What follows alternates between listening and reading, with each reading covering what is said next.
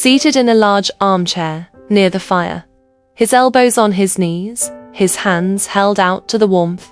He was talking slowly, interrupting himself abruptly now and again with a murmured, "Yes, yes," as if he were trying to gather up, to make sure of his memories. Then he would continue his sentence. The table beside him was littered with papers, books, odds and ends of various kinds. The lamp was turned low. I could see nothing of him except his pallid face and his hands, long and thin in the firelight. The purring of a cat that lay on the hearth rug and the crackling of the logs that sent up strangely shaped flames were the only sounds that broke the silence. He was speaking in a faraway voice as a man might in his dream. Yes. Yes. It was the greatest misfortune of my life. I could have borne the loss of every penny I possess, of my health, anything, everything, but not that. To have lived for 10 years with the woman you adore, and then to watch her die and be left to face life alone, quite alone.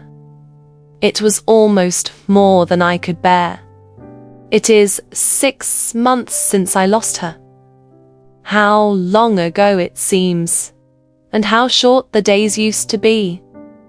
If only she had been ill for some time. If only there had been some warning.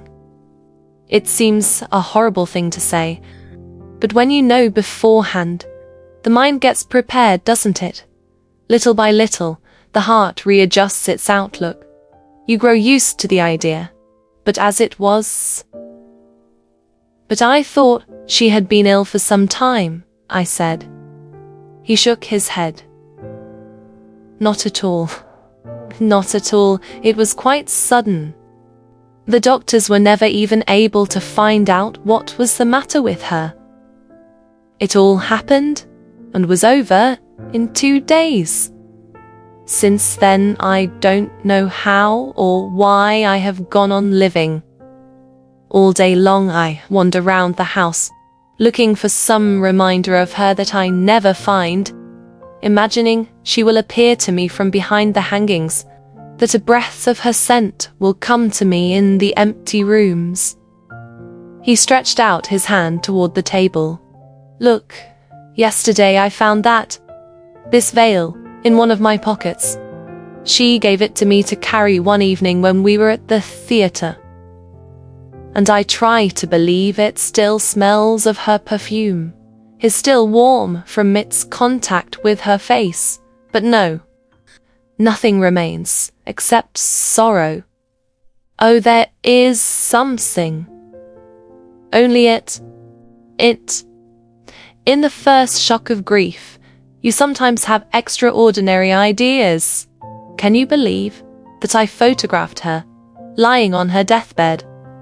I took my camera into the white silent room and lit the magnesium wire.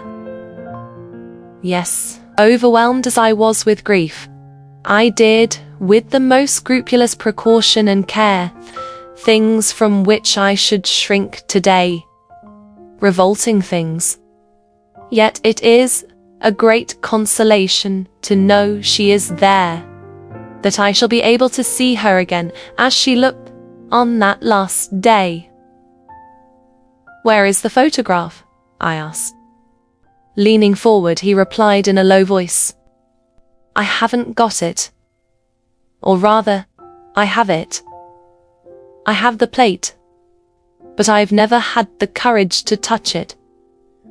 Yet how I have longed to see it. He laid his hand on my arm. Listen, tonight, your visit, the way I have been able to talk about her, it makes me feel better, almost strong again. Will you come with me to the dark room?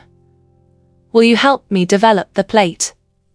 He looked into my face with the anxious, questioning expression of a child who fears he may be refused something he longs to have. Of course I will, I answered. He rose quickly. Yes, with you it will be different.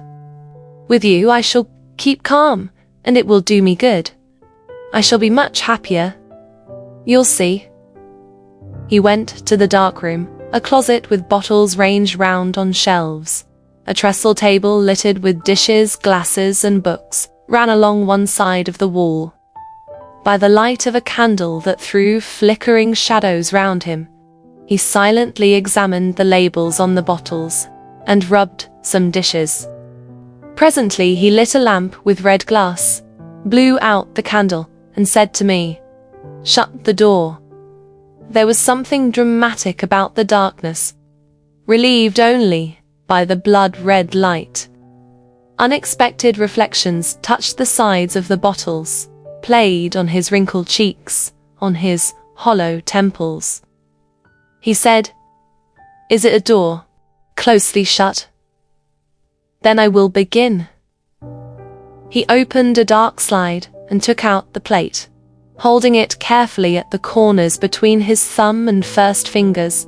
He looked at it intently for a long time, as if trying to see the invisible picture which was so soon to appear. With great care he let it glide into the bath and began to rock the dish.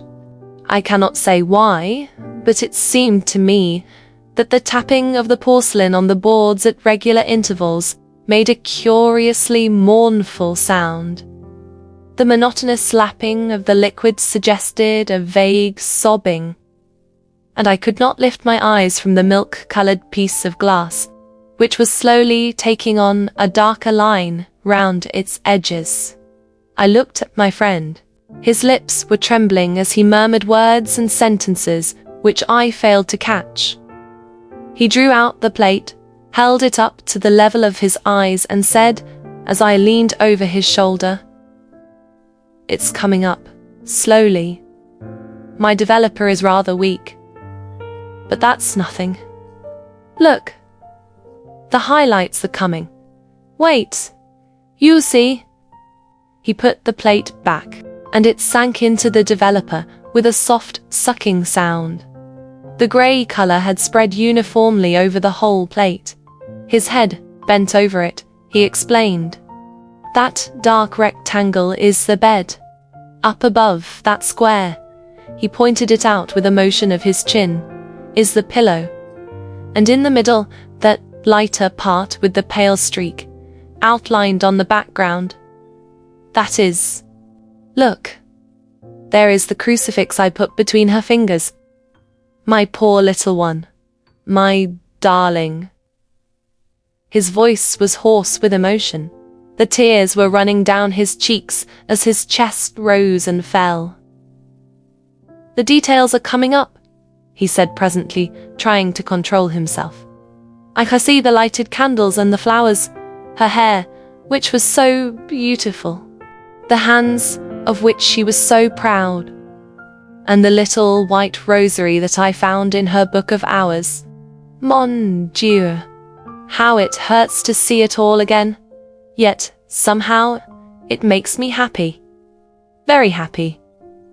I am looking at her again. My poor darling."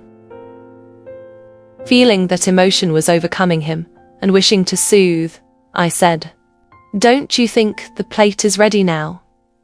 He held it up near the lamp, examined it closely, and put it back in the bath. After a short interval, he drew it out afresh, re-examined it, and again put it back, murmuring, "No, no." Something in the tone of his voice, an abruptness of his gesture, struck me, but I had no time to think, for he at once began to speak again. "There are still some details to come up. It's rather long, but as I told you, my developer is weak, so they only come up one by one." He counted. 1, 2, 3, 4, 5. "This time it will do. If I force it, I shall spoil it." He took out the plate and waved it vertically up and down, dipped it in clean water, and held it towards me. Look. But as I was stretching out my hand, he started and bent forward, holding the plate up to the lamp. And his face, lit up by the light, had suddenly become so ghastly that I cried, "What is it? What's the matter?" His eyes were fixed in a wide, terrified stare. His lips were drawn back and showed teeth that were chattering. I could hear his heart beating in a way that made his whole body rock backwards and forwards. I put my hand on his shoulder, and unable to imagine what could possibly cause such terrible anguish, I cried for the second time, "But what is it? Tell me. What's the matter?" He turned his face to me, so drawn it no longer seemed human. And as his bloodshot eyes looked into mine, he seized me by the wrist with a grip that sent his nails into my flesh. Thrice he opened his mouth trying to speak. Then, brandishing the plate above his head, he shrieked into the crimson-lit darkness, "The matter? I have murdered her. She wasn't dead. The eyes have moved.